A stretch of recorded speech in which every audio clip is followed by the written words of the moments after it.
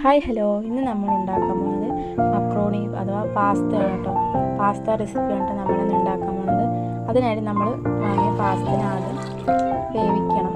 ചുടുവെള്ളത്തിൽ നല്ലോണം വേവിച്ചിട്ട് ഉപ്പിട്ട് കുറച്ച് ഓയിൽ ഒഴിച്ച് കഴിഞ്ഞാൽ അത് കട്ട പിടിക്കില്ല. അപ്പോൾ നല്ലോണം വെന്തിട്ടാണ് നമ്മൾ സെപ്പറേറ്റ് ആയിട്ട് ഉണ്ടാക്കുക.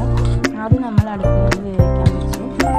എന്നിട്ട് നമ്മൾ ഇതിലേക്കുള്ള മസാലക്കൂട്ട് ഉണ്ടാക്കുകയാണ്. ഇതിന് ആവശ്യമായി വേണ്ടത് സബോള ഒരെണ്ണം ചെറുതാക്കി അരിഞ്ഞത്, അതുപോലെ തക്കാളി ചെറുതാക്കി അരിഞ്ഞത് ഒരെണ്ണം, പിന്നെ ഒരു പച്ചമുളക് എടുത്തത്, ഇഞ്ചി ചെറിയ കഷ്ണം ഇഞ്ചി ചെറുതാക്കി അരിഞ്ഞത്, പിന്നെ മല്ലിയിലയാണ് എടുത്തത്. അപ്പോൾ നമ്മുടെ മക്രോണി വെന്തിട്ടുണ്ട് കേട്ടോ. ഇതുപോലെ ഉണ്ടാവും. കട്ട പിടിക്കാതിരിക്കാനാണ് നമ്മളിതിലേക്ക് എണ്ണ ആഡ് ചെയ്തത്.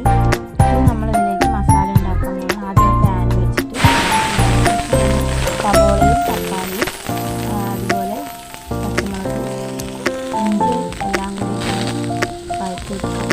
നല്ലോണം വെന്ത ശേഷം നമ്മളതിലേക്കുള്ള പൊടികളൊക്കെ ആഡ് ചെയ്യുന്നുണ്ട് കേട്ടോ. ആദ്യം നമ്മളിതൊക്കെ ഒന്ന് വഴറ്റി വെക്കുന്നതാണ്.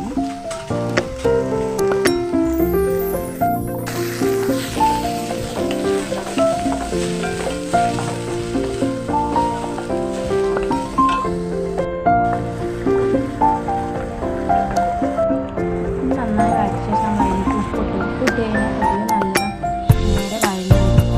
എന്നിട്ട് നമ്മൾ മല്ലിപ്പൊടി, മുളക് പൊടി, കുറച്ച് മല്ലിപ്പൊടി, ഒരു സ്പൂണ് മുളക് പൊടി ഇട്ടുള്ളൂ.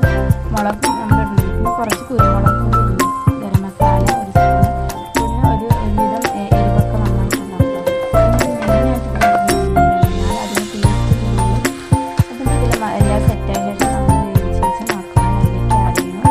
ഇത് നന്നായി ഇളക്കി കുറുക്കാനുള്ളതൊന്ന് നന്നായി ഒന്ന് സെറ്റായി കേട്ടോ.